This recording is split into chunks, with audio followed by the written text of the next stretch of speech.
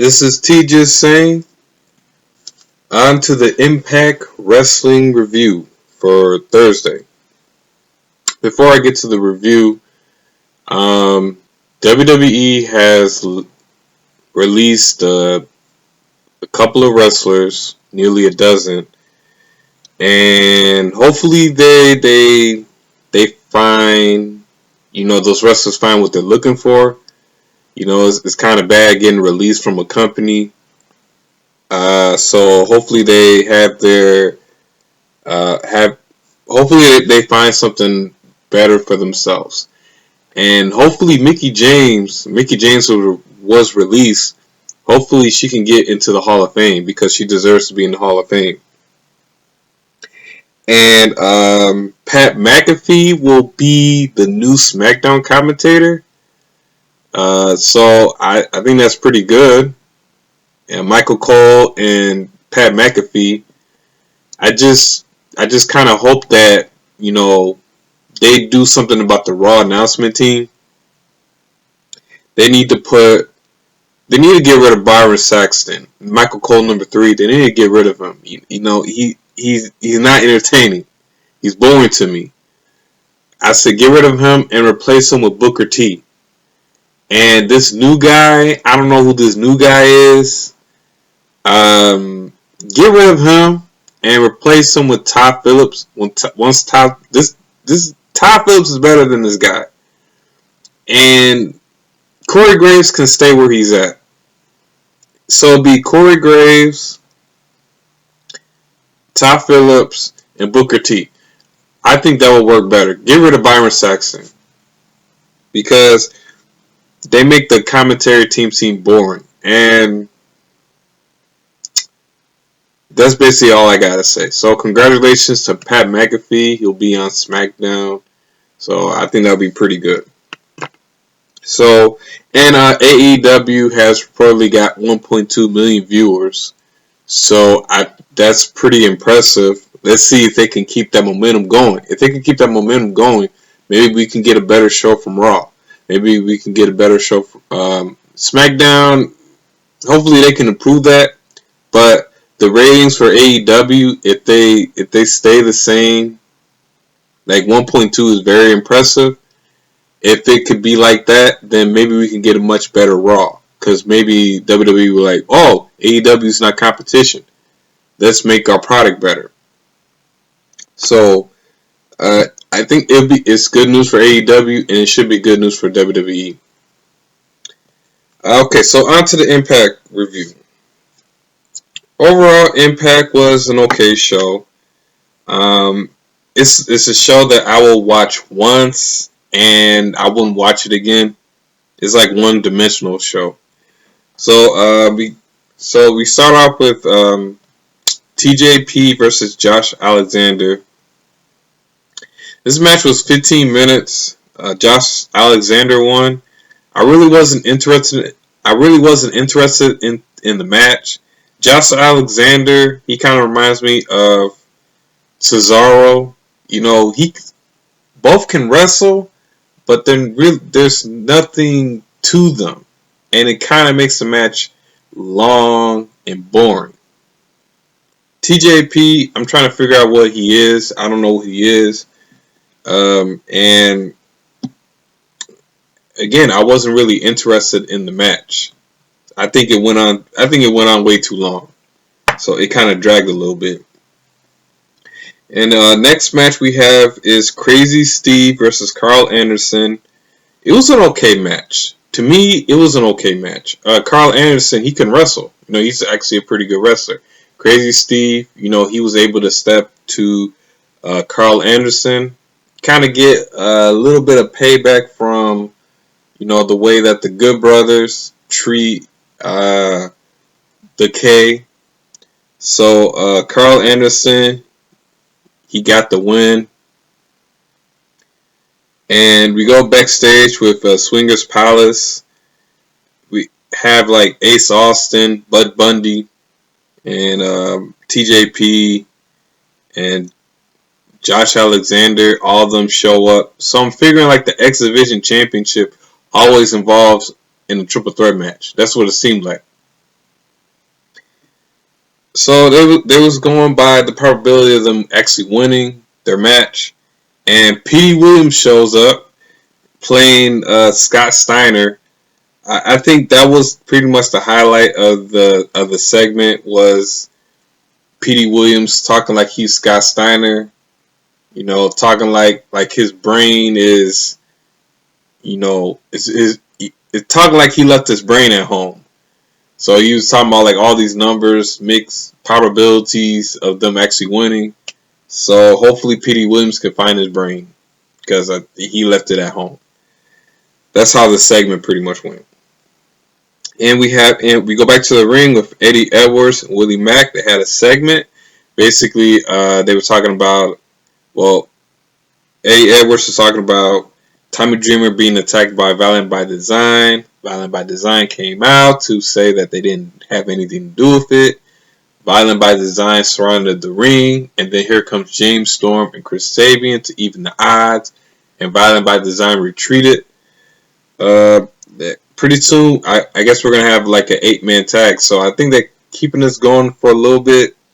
Rhino and Violent by Design to me is still laughable. That spot should go to Jake Something. Jake Something should have been in Violent by Design. Rhino should be like on the other side.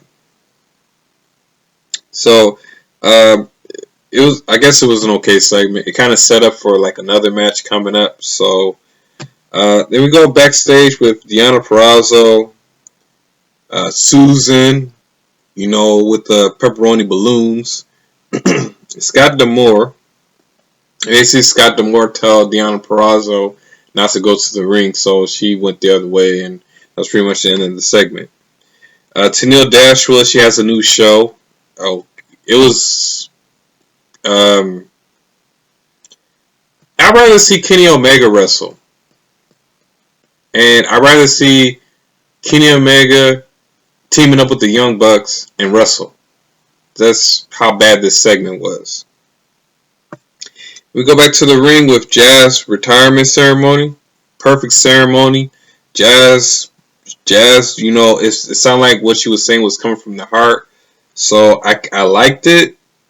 And Jazz's theme music sound like a fat person coming to the ring. Like Nia Jax. You know, that thing will be perfect for her. Jazz's theme music will be perfect for Nia Jax. You know, some big girl coming out, a booty going boom, boom, boom, boom, boom. That's who her theme reminds me of. And then Fire Flav show up, and Jazz and Jordynne Grace. They went up to attack Fire Flav, so all of a sudden there was a match in the ring. Scott D'Amore set up a match between Fire Flav versus Jazz and Jordynne Grace. Jordynne Grace started it off. Jordynne Grace, for a big girl, she moved really quick. So I like, dang, she moved pretty quick, like shoo, shoo, shoo. And then she tagged in Jazz. Jazz did what she had to do, got the pin on Kiera Hogan, and they got the win. Celebrate Jazz's retirement, and then Jazz got back on the microphone, and basically, you know, she wanted to thank everybody for, you know, helping her out and everything. Then everybody from the back showed up, so it was a pretty good ceremony. So good luck to Jazz. I'm sure she won't be in the WWE Hall of Fame, but you know, who knows? Then we go backstage, Scott D'Amore, and he was talking to Fire Flav. They won a match between Jordynne Grace and Jazz. They said they'll beat them again, and Jazz and Jordynne Grace showed up, and Scott D'Amore offered them a tag team title match, and Jazz declined. Jazz said she's retired. And Jazz says she got a partner for Jordynne Grace. So it might be Taylor Wilde. I don't know. Taylor Wilde's been doing like some promos and stuff. So I'm sure it'll be her. We have a match between Brian Myers. So Brian Myers and Matt Cardona. Kurt Hawkins is Brian Myers and Matt Cardona is Zack Ryder. They have basically what they have, a pick your poison match. Basically, one person will pick the other person's opponent, and all this other stuff. Blah blah blah. So, Matt Cardona, Zack Ryder picked Jake something. Brian Myers won. Wasn't a bad match. It was very quick, and it got to the point. Brian Myers won. And then Brian Myers, he picked Matt Cardona's opponent, which is Sami Callihan. Pretty good match. Sami Callihan won. So, Matt Cardona, go away. And post-match saw Sami Callihan, he called out Cody's son, Trey Miguel. So, Trey Miguel, he showed up. And then, I think this was like the best part of Impact. This, and I guess Sami Callihan told Trey Miguel that he wasn't going to be at the last pay-per-view. I forgot the name, Hardcore Justice or something. And Trey Miguel wasn't going to be booked, so Sami Callihan took out Tommy Dreamer for him to be in the match, and then he got a match, and then Trey Miguel, he got mad. He started hitting Sami Callihan, and then Sami Callihan went outside the ring, and Sami Callihan hit Trey Miguel in the face with a chair.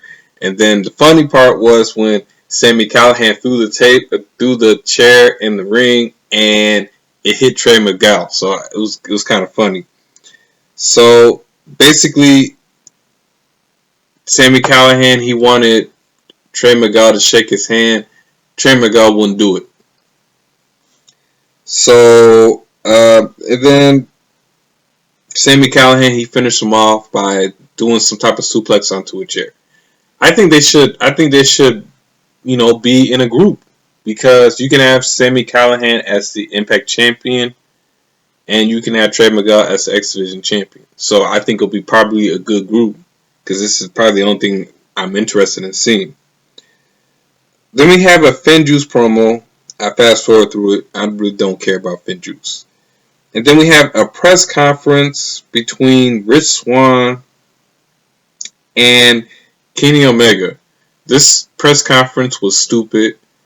This AEW and NXT, this AEW and Impact thing has been one-sided, because I never seen Rich Swann on AEW. If you guys are gonna have a partnership, I would like to see like other wrestlers come onto your show, AEW. But all I see is Kenny Omega from AEW coming onto Impact. But I never see Rich Swann on AEW. But what could have made this better was Moose.